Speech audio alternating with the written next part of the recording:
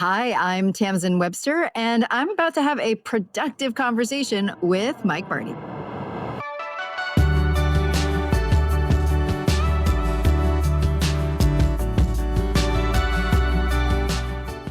Welcome to A Productive Conversation. I'm Mike Vardy, and I'm joined by Tamsen Webster on today's program. She's the author of the new book, Say What They Can't Unhear, The 9 Principles of Lasting Change. Now, when we did this recording, which I literally just finished moments ago, the thought was that this episode wasn't going to be released until after the book was out. But turns out we're going to release it beforehand, so you can pre-order the book now, and that way you can get it in your hands. And then what we talk about during the conversation today, which includes the principles discussed, which ones were maybe the toughest to kind of for people to crack. We talked about communication in general. We talked about the body of work that Tamsen's put together over the years, especially considering, her background as a leading messaging strategist, keynote speaker, and also the author of Find Your Red Thread. So much that we get into. We had a great time conversing. Wish we had more time. We didn't, but there's lots of greatness in this productive conversation today. So without further ado, here is my conversation with Tamsen Webster for you to enjoy here on the podcast. A productive conversation at that. Enjoy. Tamsen, thanks so much for taking the time to join me today. We just had a little bit of a warm up before we hit record, Absolutely. Talking to you on the other side of the coast. Pretty much. It's been a long time since I've been out to your neck of the woods. It sounds like you've been to my neck of the woods a few more times than I've been out to yours. Yeah. I wanted to dive into, obviously, you've got the book that, as of this episode being released, is out, but as we're recording this, it's on its way, and you're in the home stretch. See, They Can't Unhear, the 9 Principles of Lasting Change. As I went through the book and looking at your body of work, you'd find your red thread, right? Which was the book that kind of, as I mentioned to you before we hit record, my friend was like, "Oh, I love that book," and it basically the idea of crafting communication and big ideas, in a way that resonates things more deeply, right? This idea of going deep. When you're making this shift to this other book, which is related to a degree, did you have to do a lot of untethering of things as you were kind of going into the process of writing this book? Or does it just feel like it's a natural progression of your body of work in general? Yeah, it's definitely natural progression, and it's essentially was, the more that I put Find Your Red Thread out there, and the more that I was doing some of kind of newer work that fits along with the methodology I put in that book, the more I was realizing, I'm like, you know what, I I think I think about this stuff differently than other people. And I know that sounds strange, but sometimes it takes a little while to figure out that you're like, "Oh, my goodness, everyone doesn't oh, okay. People aren't looking at these ideas of, driving action versus driving change." And, but I was talking to people who, in the context of influence and persuasion and that kind of thing, kind of really were not satisfied with what they took away from a lot of the information that's out there, which I like to say it kind of feels like it falls in one of 2 camps, like ick or stick, meaning like ick, ugh, I don't like how it feels. It feels manipulative or coercive. Or in the stick camp, it's all about, you know, rewards and punishments. Right. And I was like, well, hey, I'm with that too. And so some of the principles that appeared in Find Your Red Thread find their way here too. But this is really a capturing of truly like 25 years worth of my processing all the information I found in different places about change communication. And generally, these are my go-to and the ones that I would share with my clients about, these are the things we need to know about how people decide, stay decided, how they Mhm. change, how they don't change, where we get it wrong, even if unintentionally. And just decided to put that all into a book to really just say, hey, this is a different way to approach this. So if you've been trying to do this before and you haven't been happy with the results, or you haven't been happy with how it felt to get the results that you were getting, I wanted to present an alternative for that. When you go through the book, you talk about the 9 principles, and one of the things I always kind of look at when I see a framework is is it sequential or is it parallel, or like which one is?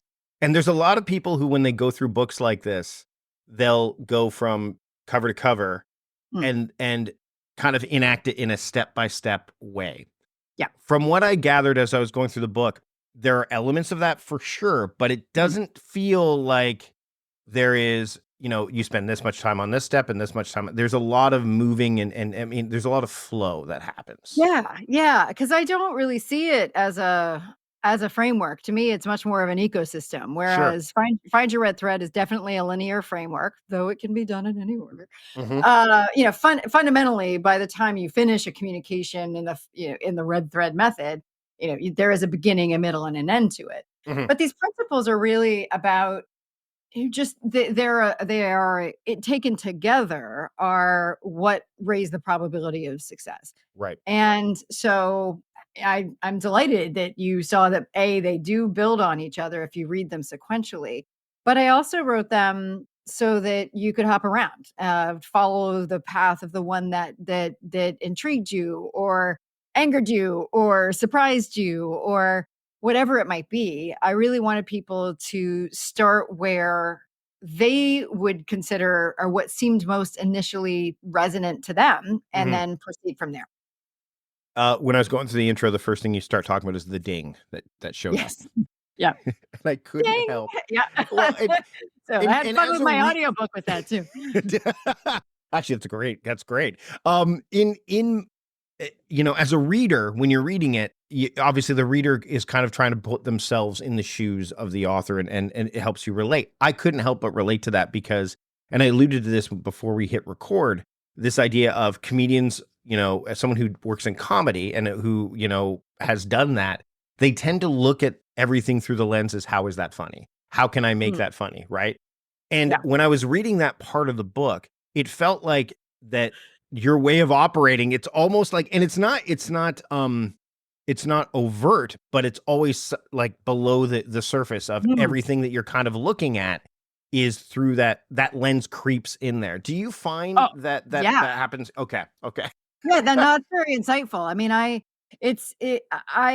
yes, I absolutely, that is an accurate statement to say that I listen in layers. Mm, I mean, some of that's related to childhood trauma. I mean, it's not actual trauma. It's just, have you ever heard of this kind of framework of thinking about different family cultures as cultures of askers and guessers? Have you ever heard this? no, I haven't. So, this was there's a way back, I think in like 2007. I could be wrong. There's an Atlantic article on it. There's a Guardian article on it, but the original source is askmetafilter.com. And somebody responded saying, "Oh, it looks like you've got a conflict between ask culture and guess culture." And the quick version of it is that in guess culture families, you only say what you want out loud if you're pretty sure you're going to get a yes. Yeah. Otherwise, you are waiting for somebody to guess what it is that you want. That was pretty much everybody in my family except for me. So because I guessed wrong a lot. And so I don't know if it was a coping mechanism or something else, but I was definitely either wired to be or quickly learned to be an asker, where I would just ask for what I wanted. And if I don't get it, fine, whatever. I'm just going to ask because at least I'm not putting somebody else in the position of guessing all the time. Um, so the thing is that while that may have been, difficult as a child, um, it actually did in fact train me to be kind of listening at both the level of what is said and what is meant. Right. And, with the work that I do in message design, like that's it comes in handy. Um, because, oftentimes another great dichotomy I ran across recently was that a lot of times we end up with things that are, words and concepts that are correct, but they're not precise. Mm. And and when they're not precise, we get all sorts of bad stuff, right? We Yeah, get we don't stuff we that don't like nuance. We don't like nuance is such a tricky because I've actually been thinking about this a lot, the idea of precision and productivity, mm, because it's so hard to get there, and yet a lot of things are, kind of cultivated around like being precise with time and being Oh, precise yeah. with action. And to me, it's more about like, what's your tolerance? Like, what's the range, right? Because to me, that, and when you hear the term tolerant, No. well, yeah, but you're right. Like in engineering, there's this great book called, I think it's called The Perfectionist, and it's about Ooh, engineering and how I think Simon Winchester wrote it, I believe. fun. He also wrote the book called The Timekeepers, which is another great book where he just dives into the history of like the making of time, which of course I went down. But this idea of perfectionism, where it was like the word nerdery, which I know you can appreciate, is like what's accuracy versus precision. How do you Mm, determine accuracy? Is being accurate objective or subjective? It can depend, right? So there's so many things there. And to your point, this idea of being precise with language, with many things, that struggle or that desire or that even compulsion to get there is often our undoing, I think, right? Because instead of asking or maybe asking the yeah. right questions or getting more information, and not just general information, but the right information. Yeah, see, and I have a very strong bent towards efficiency. I mean, Hmm. one of the Uh, I don't talk about this. I may have talked about this in the first book. So, I think one of the ways to get at some of these deeper principles that I talk about in the book yep. for yourself is to pay attention, for instance, to like proverbs and axioms that really ring true for you, the ones that you say to yourself all the time. So I remember when I had this insight, a number of years ago now, and I was like, well, now that I've said that out loud, I was like, one of the ones that I really subscribe to is that a stitch in time saves nine. Hmm. Like I'd rather spend a little bit more work now and get it right, or at least do the best thing, than wait too long, do the wrong thing, and have to do nine times more work later. That's not fun for me.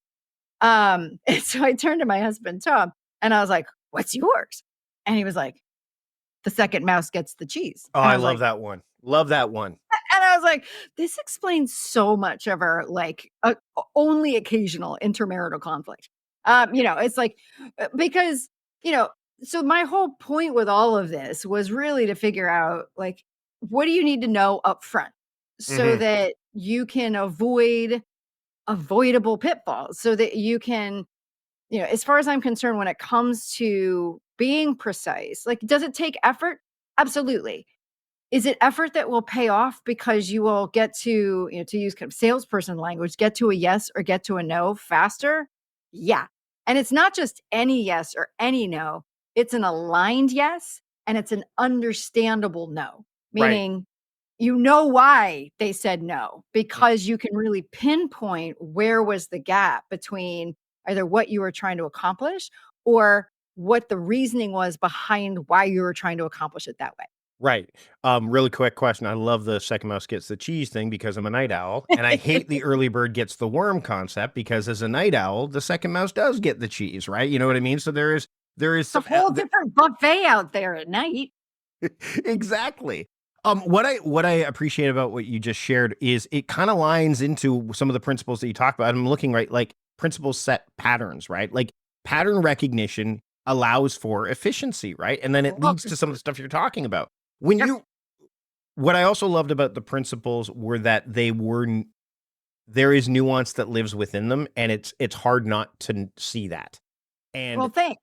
I what appreciate that. what well, No, there are. Oh my gosh. I spent literally 27 hours on the 27 sentences that the 9 principles and their 2 sentence summaries. It took the most time of the right, whole book. Was just right. getting those 9 principles.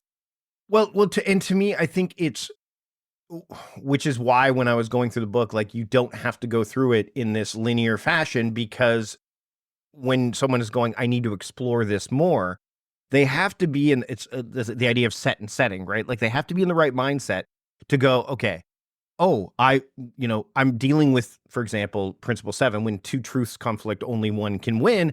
I need to be in the right mindset before I explore that because if I'm feeling antagonistic, probably not going to help me when I'm going through that unless I'm willing to let that aside. Do you know what I mean?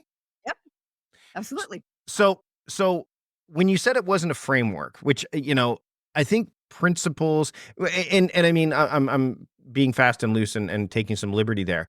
I why were you so emphatic or sure I mean, That I guess it is. fair. I No, mean, principle, because principle, but so there, I think that principles does give you that wiggle room for nuance to exist in, yeah, whereas frameworks are like you were talking about, like a sales call. Like I've done enough sales call training where it's like, okay, here's the formula, here's the template, get that down, get those fundamentals down, because then you can deal with the other side of the conversation.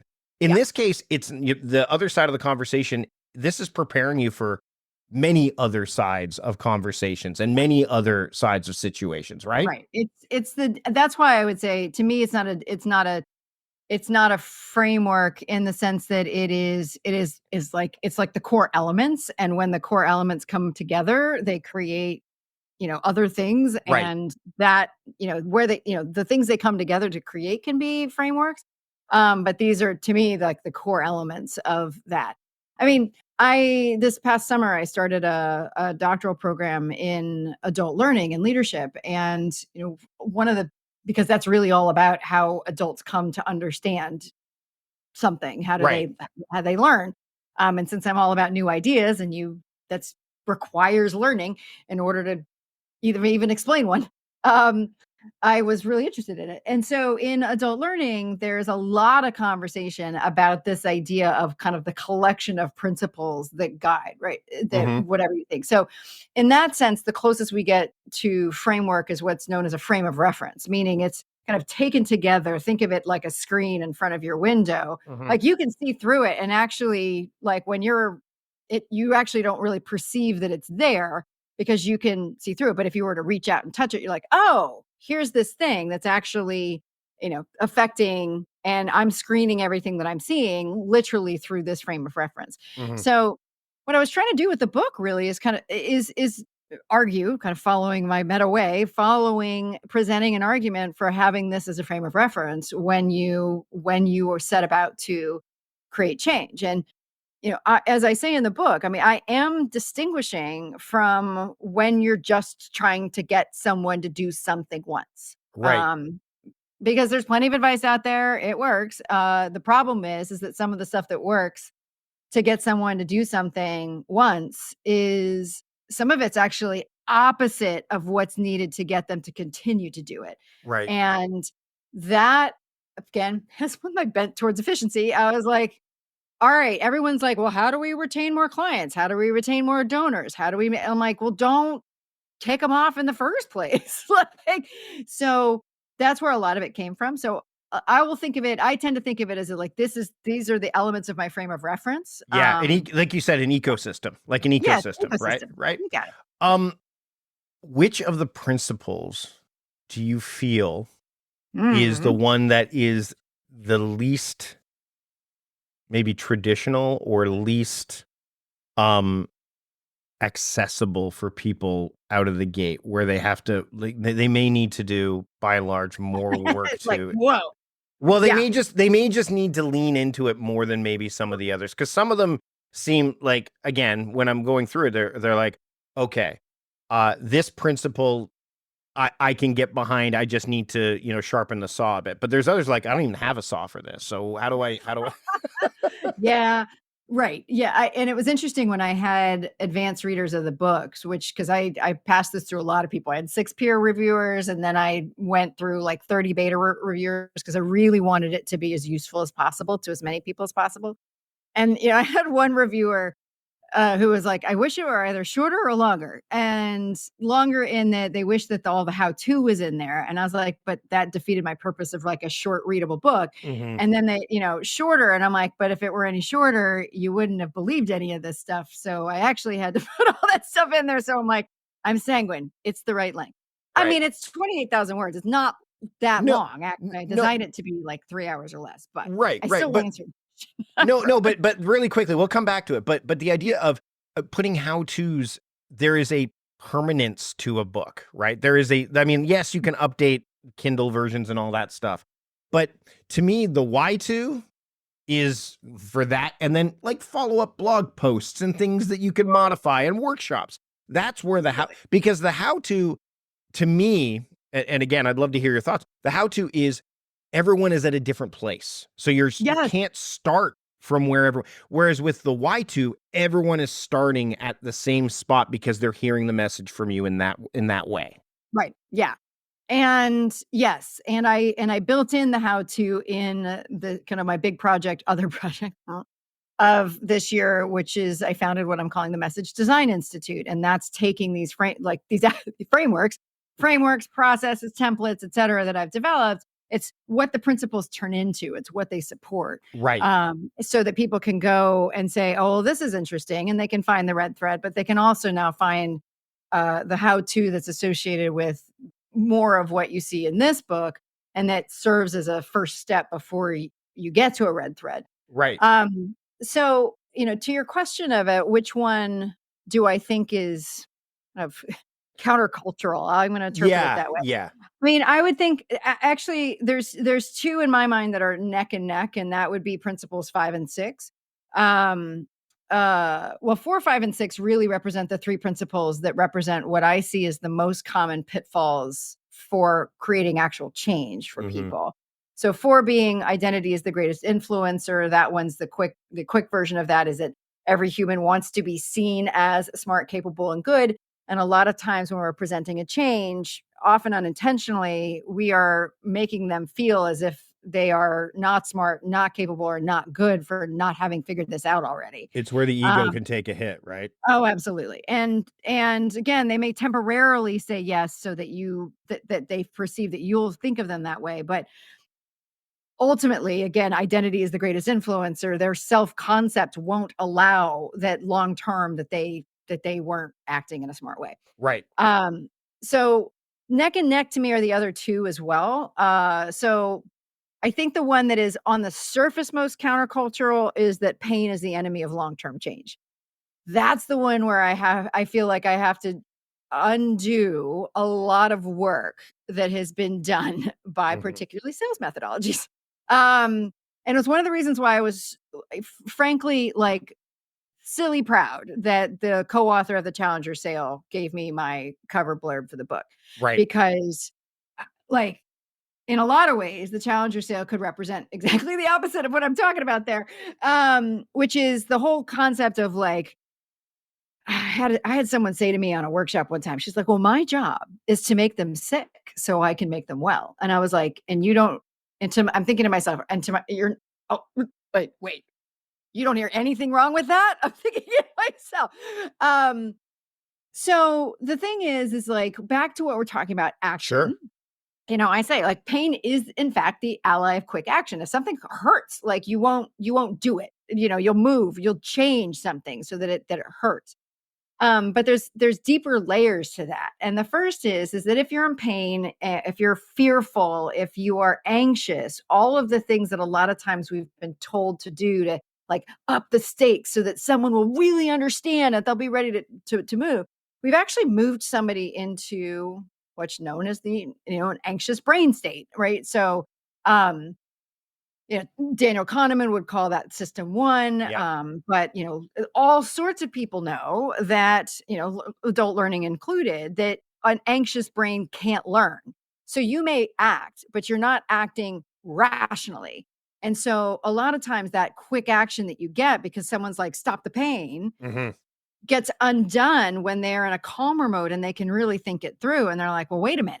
Yeah. Like either like I'm not the dumb one you are, like, or I'm not the inane one you are, or something else will happen. So Sure.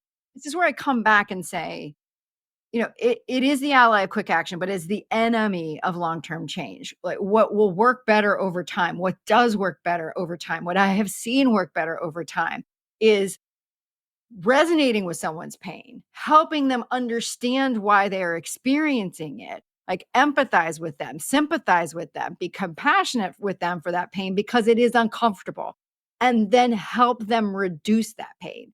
Right? So it's really about reframing to reduce pain, not only in the moment, but over time. And I think that one's probably the one that is, like first out of the gate. That's the one where people are like, well, that I'm supposed to, but we're supposed to. And I'm like, oh, Yeah. it works, but it depends on what you're trying to get as a result. Sure. We'll circle back to 5 because I know that that's another one, which, and all of these are like, as I'm looking at them, they're not only related, like if you were to go them in sequential order, but also like they're wrapped up together. There's a nice little um when you were talking about Kahneman there really quickly, and then you finished your point about the idea of pain and that idea of resonating so that it's lessened over time. Yep. I couldn't help but think about when Adam Grant had a conversation with Daniel Kahneman on his podcast. We'll link to it in the show notes, where he talked about like the happiness, like everyone's promoting happiness, and Kahneman said, which was again counterintuitive. He goes, "I don't want more happiness. I want less misery." I'm like, Mhm. because the to me, the sustainable part is huge in my world of Yeah. productiveness. It's like you hear about consistency all the time, but you can't be consistent with things you can't sustain, right? Right. Like you I can't, know. right? Sounds obvious, but like if we stop and think about it, you're like, huh? Right. Oh, Well, because we also have this idea of the consistency means we do it every day. No, we don't. We do it every week. Well, consistency can be like the 7th of every month, or your yes. birthday is consistent, right? Like, I mean, Right. yeah. But you Right. need to figure out what you can sustain. That like kind of like Goldilocks factor. Yeah. And when I heard, but so happiness cannot exist unless there's sadness. So what we should be maybe striving for is contentment, right? As opposed to, because the happiness is the high and the sadness is the low. And then of course there's elements of that, despair, elation, but Yeah. is there another word for contentment that describes contentment? Maybe satisfied, but satisfied also maybe has a bit of a negative aspect to it. Like, well, I'm satisfied, right? Like some Yes. people can spin it that way, which again, this is where I want to go into the deep beliefs, because Mm. that That's number we're 5. Yep. oh, That's the other one. and as we're recording this, we literally watched, and I don't typically get political on these episodes, but you have we live in a time where beliefs are so deep seated, in just the amount of information that we're asked to pay attention to really does a lot of kind of damage to that, and kind of it reinforces some of the stuff that maybe isn't true, or maybe it elevates us to thinking about that more than the things we actually have agency and control over. Yep. But to me, it these deep beliefs, they're hard to shift in so many spaces, in productivity and time management, but Yep. also like I want to lean into why that long held beliefs, because to me, I looked at that and I'm like, yeah, that 6 and 5 dance together so well, Oh yeah. because because 5 Oh yeah. is the long term stuff that's been sitting there, right? Right. Yeah. Yeah. So it's interesting because I think, there was a couple that were that principles that, first draft of the 9 principles, they remained unchanged the whole Right. time. Every decision has a story. When two truths fight, only one wins. Both of those stayed, and you can't want it more than they do. Those those things just Yep. stayed like as they were. But getting to the right, or I think you should say the most intuitively accurate version of 5, that the deepest beliefs are the hardest to shift, was actually pretty tough, because it is, again, this is another counterintuitive one. And because and you are also correct in the fact that it is joined at the hip with pain as the enemy of long-term change, because what often happens is that, when we're trying to change ourselves or somebody else or whatever, we're like, well, if I'm trying to change behavior, we have this feeling that then therefore everything has to change. Right. Everything I do, everything I believe, maybe even who I am has to change. But if we come back, we say identity is the greatest influencer and all these other things. What that means is that the things that we're trying to put out there are, weighed against these things that we've desired for a very long time. These habits that we've built for a very long time, these beliefs that we've had for a very long time, these kind of new desires, these new beliefs tend to be like super baby weak against them, against these 800-pound gorillas of stuff. And so, while again, at one level, it makes sense that if you're trying to change behavior, you need to change beliefs. As I say in the book, really what I've seen happen, and this has been as much informed by individual transformational change as anything else, is that it's actually about swapping out this pre existing strong belief that's getting in the way with a pre existing just as strong or stronger belief, right, that actually supports the change. And so when that happens, we're able to kind of align and check the box against a bunch of other things. A, identity is the greatest influencer. I don't have to change who I am to change what I do. Right. Pain is the enemy of long-term change. Okay, it's not going to be painful because this is just something else that I believe to be true, and I'm moving that into play in here because I really do want this thing, right? I want this thing that's out there. So, and I'm deeply interested in that because as I, just as a baby toe dip my, baby dip my toes in the water, you're trying. I'm in communication. Can you tell? Um, Crazy. Oh, Yeah. when I've just started. Here, let's start it There you that way. go. With my doctoral research, like this is actually what I'm really interested in. I love that you asked about frames of reference because it is these deep-seated principles that I'm deeply interested in because there is a range between these identity-based beliefs that, let's say right now, are easily identified by in groups, right? In group beliefs, whether that's political or cultural or socioeconomical or whatever, right? That those are super strong, and those are where all much of that polarization is happening. And then way deep down, there are these primal beliefs that I talk about in the book that are binary and Mhm. don't really change. And we, based on the early research, seem to be pretty much born with them. But there's this whole set of stuff that happens in between, like, things like what goes up must come down. Most of us believe that germs are the cause of disease and that gravity explains why we don't go flying off into the universe. So there are these things. There's even cultural beliefs like that. So that just about every culture, every religion, every philosophy has some equivalent concept to treat people the way that you want to be treated and vice versa, right? So there is this range of beliefs that have been around just as long, maybe even longer, Mhm. and are kind of more true in more areas than these higher level beliefs. And so, and from what I've found so far, and if anybody listening is aware of other research that I haven't found yet, please send it my way.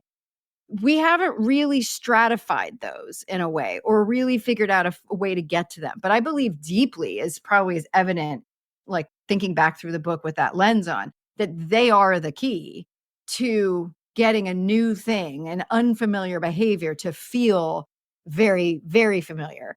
Um, and it's those kinds of flips where you're just bringing in something else that you either already believe to be true or just like notches into your ecosystem like of belief really well, that you're like, oh, well, that makes sense. And since this other thing isn't working for me in this area, let me try how this one will work in this area. But because it's also strong, it's much more likely to survive, right? When it's Mhm. called when it's put to the test.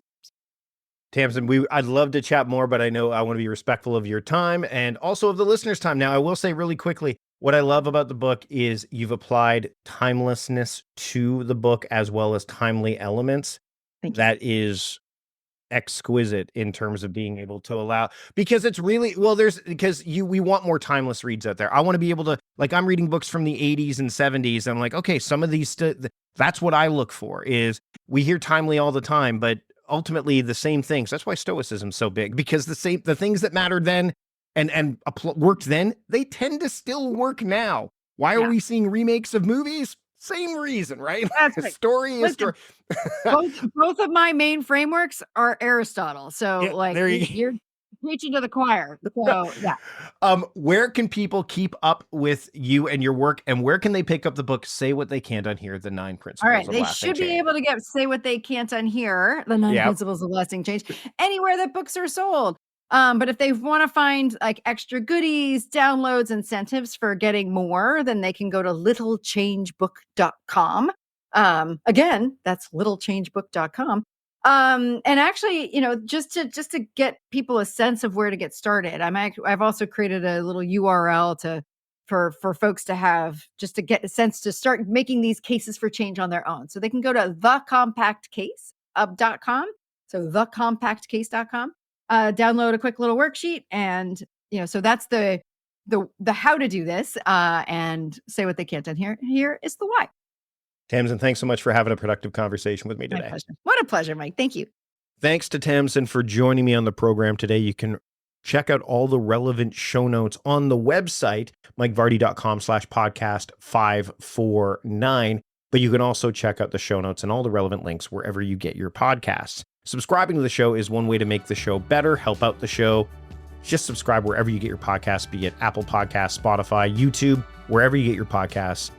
That way you won't miss a single episode of what's to come, including our Flashback Friday episodes, the monthly PM Talk series, and so much more.